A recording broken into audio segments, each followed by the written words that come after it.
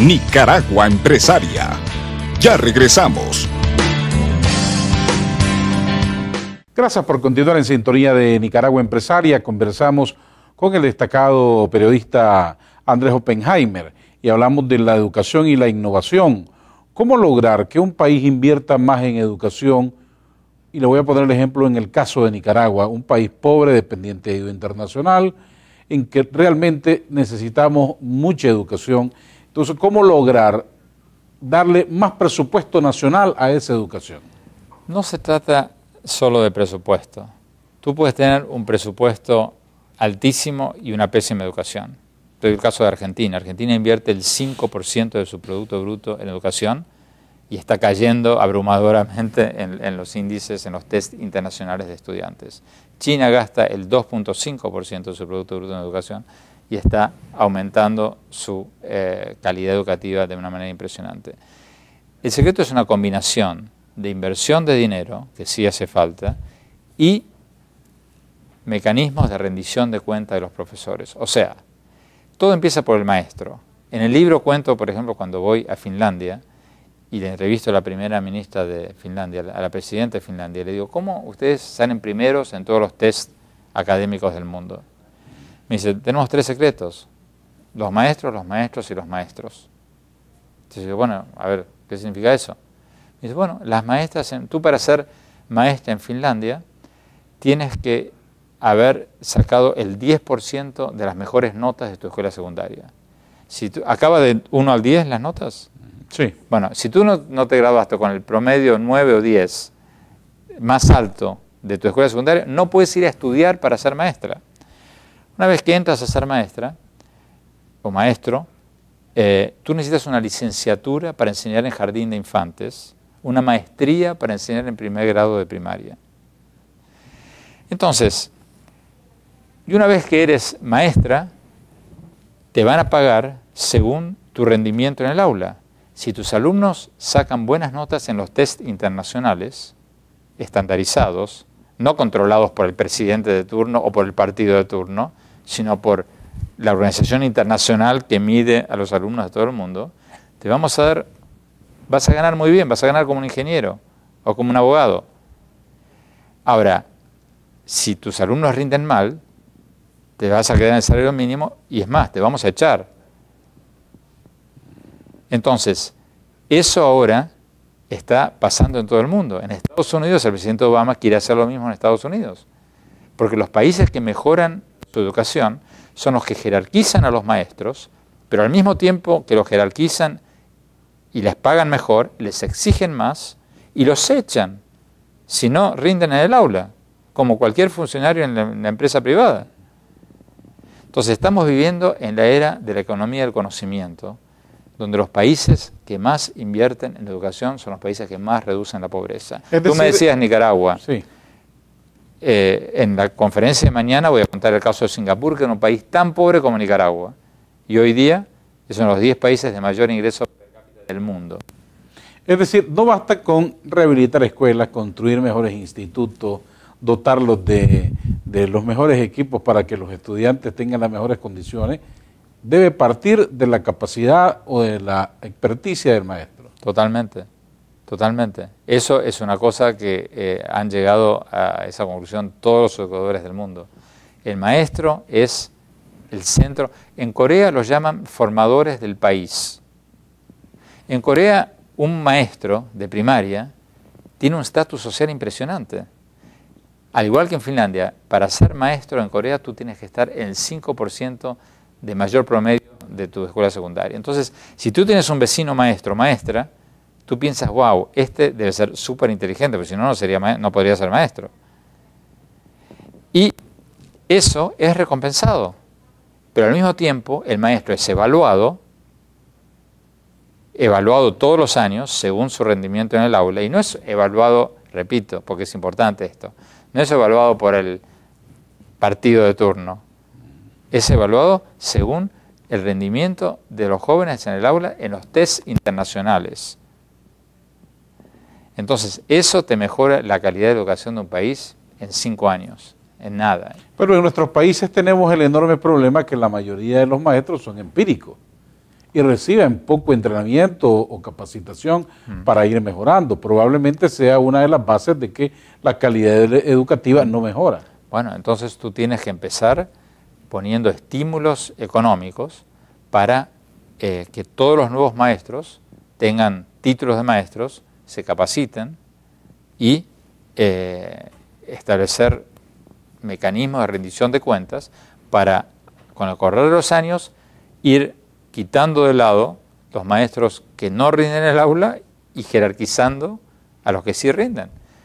Un maestro tendría que ganar, pero como un ingeniero, como un abogado. Es lo más importante, es lo que va a hacer o deshacer el futuro de nuestros países.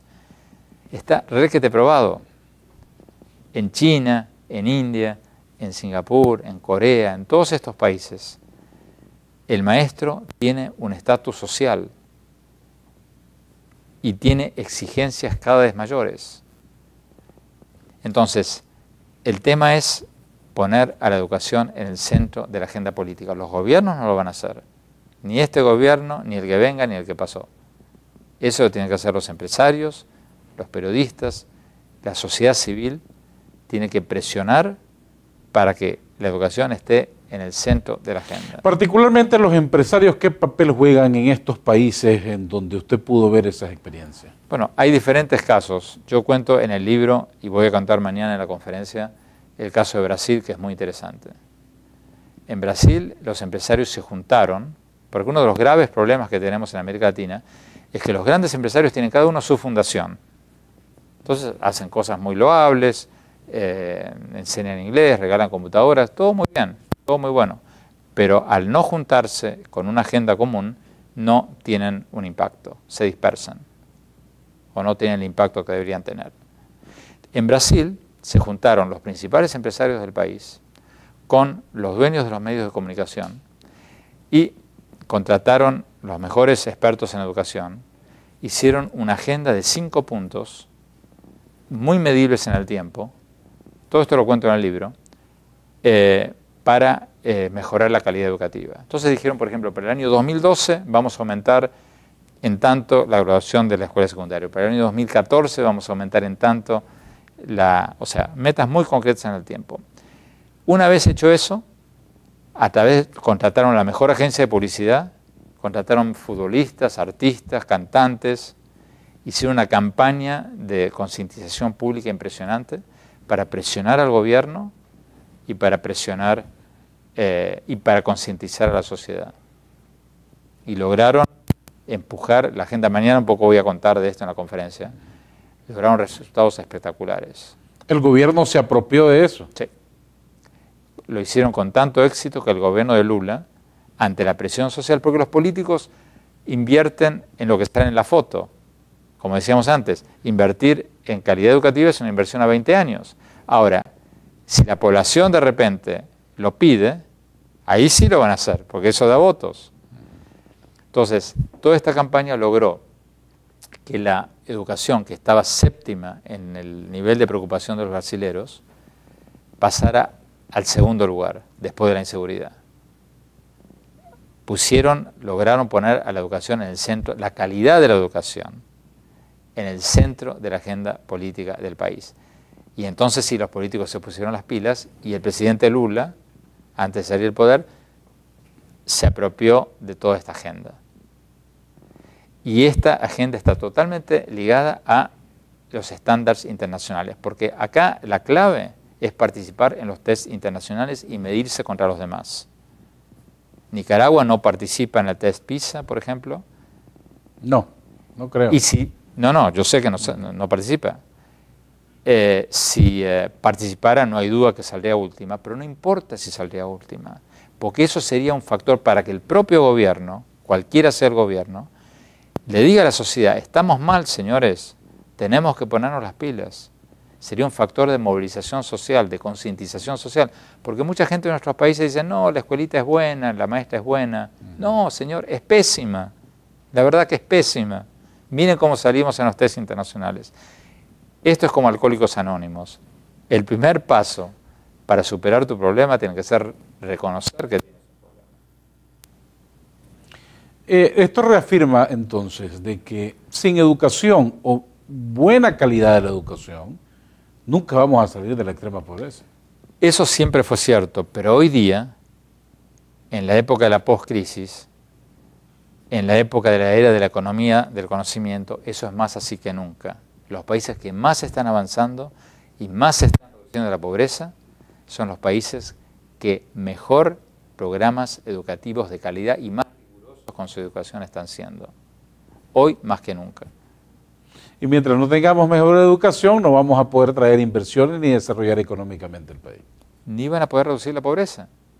Porque el hecho concreto es que el mundo en que vivimos es un mundo en que cada vez menos los países dependen de las materias primas y cada vez más de la economía del conocimiento. Yo doy el ejemplo en mi libro de una taza de café. O sea, Nicaragua es un productor de café. Sí.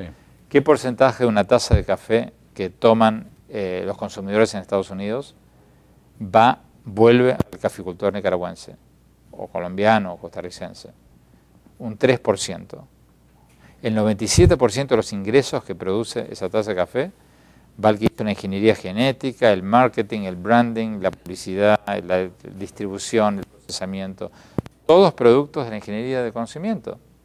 Entonces, de la economía del conocimiento. Entonces, si un país no produce los ingenieros, los expertos en publicidad, los diseñadores, los los otros, y produce solo el café, por más ilógico que parezca, se va a quedar con el 3%.